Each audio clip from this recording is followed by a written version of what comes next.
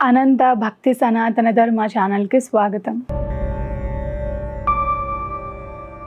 ఓం శ్రీ గణేశాయ నమః. ఓం శ్రీ సరస్వతియే నమః. ఓం శ్రీ గురుభ్యో నమః.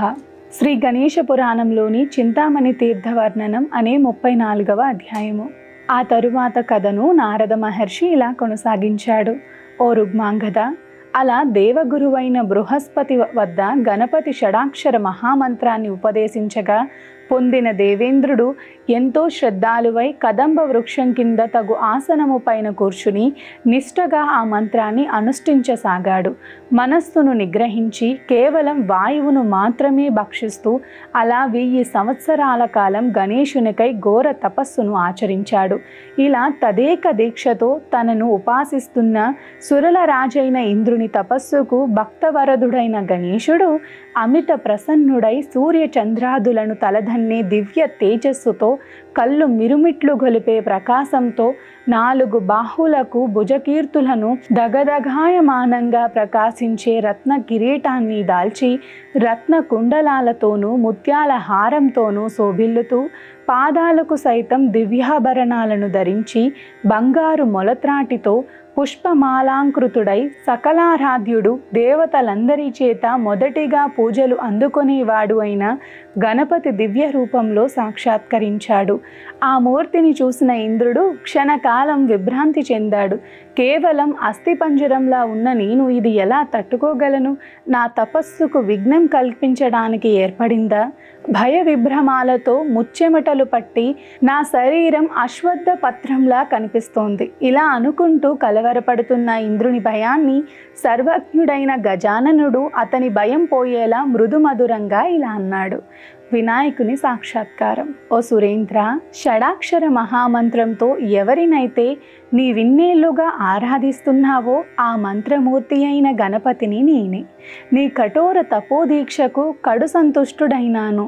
యావత్ సృష్టి స్థితిలయను ముల్లోకాలను నా వల్లనే జరుగుతున్నాయి కనుక నీ మనోభిష్టము ఎలాంటిదైనా అనుగ్రహిస్తాను.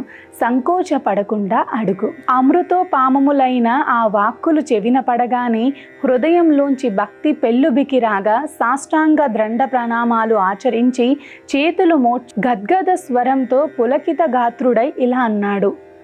ఓ ప్రభు, నీ గుణగణాలను త్రిమూర్తులు అష్టదిక్పాలకులు సైతం తెలుసుకోలేరంటే ఇక సామాన్యుల గురించి చెప్పేదేముంది?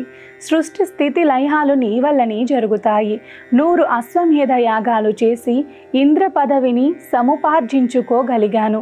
అయినా ఆ పదము దాని నిర్వహణ అనేక అంతరాయాలతో కూడినది. ఓ కార్యకారణ స్వరూప, నీ మహిమ వర్ణాతీతం. నీవెవరినైతే అనుగ్రహించదలిచావో వారికి మాత్రమే నీ లీలా విభూతి ఎరుగుట సాధ్యం. అతి దుస్సాధ్యమైన నీ అనుగ్రహం వల్లనే నీ గుణగణాలను వర్ణించగలను.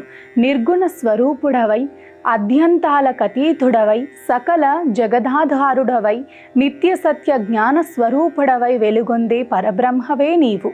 సకల దేవతా స్వరూపుడవైన నిన్ను సనకాది ఋషులు తమ సుదీర్ఘ తపస్సుతో ప్రసన్నుణ్ణి కావించుకోగలరు.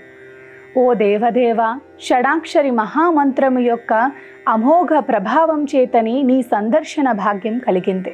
ఇది వరలోని చతుర్ముఖుడు నాకు ఈ మంత్రాన్ని ఉపదేశించి, ఓ ఇంద్ర, నీవెప్పుడైతే ఈ మంత్రాన్ని ఏడుతావో అప్పుడు నీ స్థానం భ్రష్టమై దుర్దశ కలుగుతుంది అంటూ హెచ్చరించాడు. వివేకహీనుడనై మునిపత్నిని బలాత్కరించాను. తగ్గ ఫలితాన్ని అనుభవించాను. తిరిగి బృహస్పతిచే ఉపదేశించబడిన ఈ మంత్రం చేత నిన్ను దర్శించుకోగలిగాను. నీ అనుగ్రహం చేతనే సహస్రాక్షుడనైనాను. కోరిన వరాలను అనుగ్రహించే కామధేనువు కల్ప వృక్షముల వంటి వాడవైన నిన్నొక వరం అర్థిస్తున్నాను. ఈ ప్రదేశాన్ని అంటే కదంబపురాన్ని చింతామణిపురమని ప్రసిద్ధికెక్కేలాగా అనుగ్రహించు. నీవిక్కడే చింతామణి వినాయకుడు అన్న పేరుతో వెలుదువుగాక. నీ చరణార వింధముల పట్ల విస్మృతి లేనట్టి భక్తిని నాకు అనుగ్రహించు.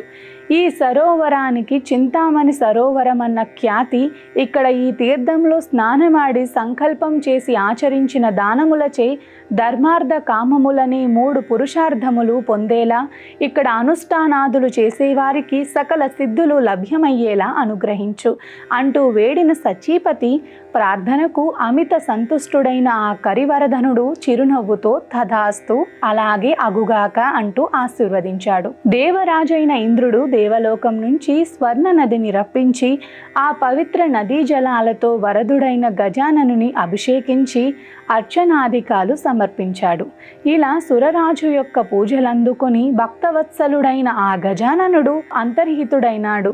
ఆ తరువాత అత్యంత సౌందర్యోపేతమైన గణేశుని స్పష్టిక విగ్రహాన్ని అక్కడ స్థాపించి ప్రదక్షిణ నమస్కారాదులను చేసి తన స్థానముకు వెళ్ళిపోయాడు. ఓ రుగ్మాంద మహారాజా, ఈ ప్రకారంగా ఇంద్రుని చేత నిర్మితమైన ఈ సరస్సే చింతామణి సరోవరమన్న ఖ్యాతిగాంచింది. ఇంద్రుని శాసనం మేరకు ఇప్పటికీ ఆ జలాలకు అనంతమైన శక్తి కలిగి ఉన్నాయి. ప్రతిదినము ఇంద్రుడు వచ్చి ఈ తీర్థములో గణేశునికి అభిషేకార్చనలు చేసి వెడతాడు. ఓ రాజా, ఇది చింతామణి క్షేత్ర మహిమ.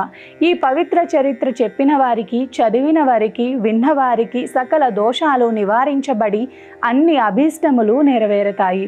దీనికి ఎట్టి సందేహమూ లేదు. కనుక నీవు కూడా ఆ చింతామణి తీర్థానికి వెళ్ళి అక్కడ స్నానాదులు చేసి సకల కల్మషాల నుంచి విముక్తిని పొందు అని నారద మహర్షి రుగ్మాంధనుకి ఉపదేశించి ఆశీర్వదించి వెళ్ళిపోయాడు అంటూ బ్రహ్మ వ్యాస మహర్షి ఆ కథనాన్ని తెలియజేశాడు. ఇది శ్రీ గణేశ పురాణం ఉపాసనా ఖండంలోని చింతామణి తీర వర్ణనం అని 34వ అధ్యాయం. నమస్కారం. సర్వే జనా సుఖినో భవంతు. లోకా సమస్త సుఖినో భవంతు.